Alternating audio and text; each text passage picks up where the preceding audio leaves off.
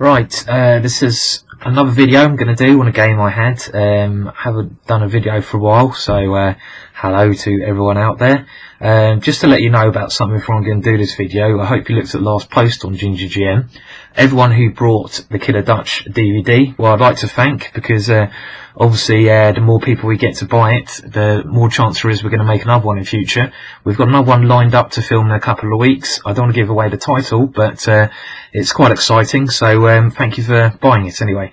If you did buy it through Ginger GM, I'm also offering a free service where I'm going to send out either a chess-based file or an ebook of all the material in that DVD for you for free. So you can save that on your computer, and that will mean you can look at that on your chess base or in Word at your own leisure as well. So this is a free service we're going to offer just because it's our first DVD, and hopefully you'll be happy with that. Anyway, on to the game. In this game I was playing Rick McMichael. It was in the Middlesex League. I was playing for a new team, Hendon. So we're playing against King's Head. I was pulled into the board 1 position, and in this game I had the Dutch defence, but I was on the white side of the Dutch. So I started d4. My opponent played e6. This is the move order I choose. This avoids a lot of the sort of early bishop g5s and stuff like that. I now played knight to f3, because I had a suspicion that he played the Dutch. I think I had black against him about 15 years ago, even when he played 1f4. So that's all the opening sort of theory I can remember. And now my opponent played f5. So of course I've recommended an early h3 in these positions in the past, but here I thought I'd try another very interesting move. Now the move I'm about to play here is probably one that many people haven't seen, e4.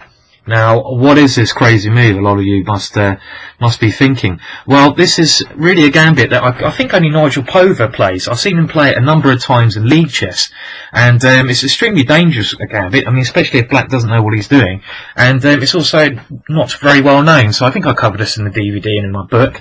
But black has to play very carefully here. Let's see what happened. Well, my opponent took the pawn, which looks logical. Knight g5. Attacking the pawn on e4, so my opponent defended the pawn, and now went f3.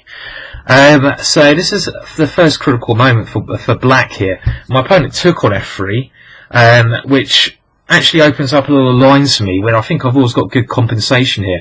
As you can see from my mental arrows, I've got the b1 h7 diagonal to attack along, and also the d1 h5 diagonal to attack along, and at some point the f file as well. My knight in g5 is very active, so I've got good attacking chances in position. What I recommended in play the classical Dutch here was c5, which is a counter attack in the centre. Now I think this is probably one of the best ways to meet this gambit. For example, after f takes e4, black takes on d4, and now the move e5 is not possible because of queen to a5 check, picking up the pawn on e5.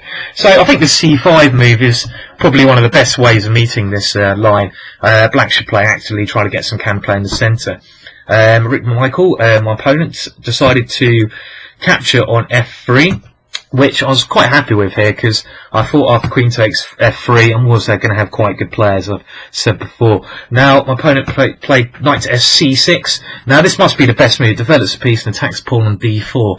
I found a game between Nigel Pover and D. Shaw, which continued pawn to h6, and now Nigel played a very good move, queen to h3. This is a common idea in this variation. You sort of go for the h file, but I mean this move h6 has made some horrible weaknesses on the black king side. Just look at that g6 square.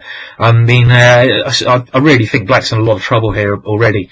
I mean, black played bishop d6, Nigel played bishop d3, and after black castled, white played castles, and after queen e8, knight to c3. Now the basic idea is if black ever takes this knight on g5, then white just plays bishop takes g5, and he's going to have a massive attack, because he's basically going to continue with bishop takes f6 and queen to h7. So this is quite a strong plan here.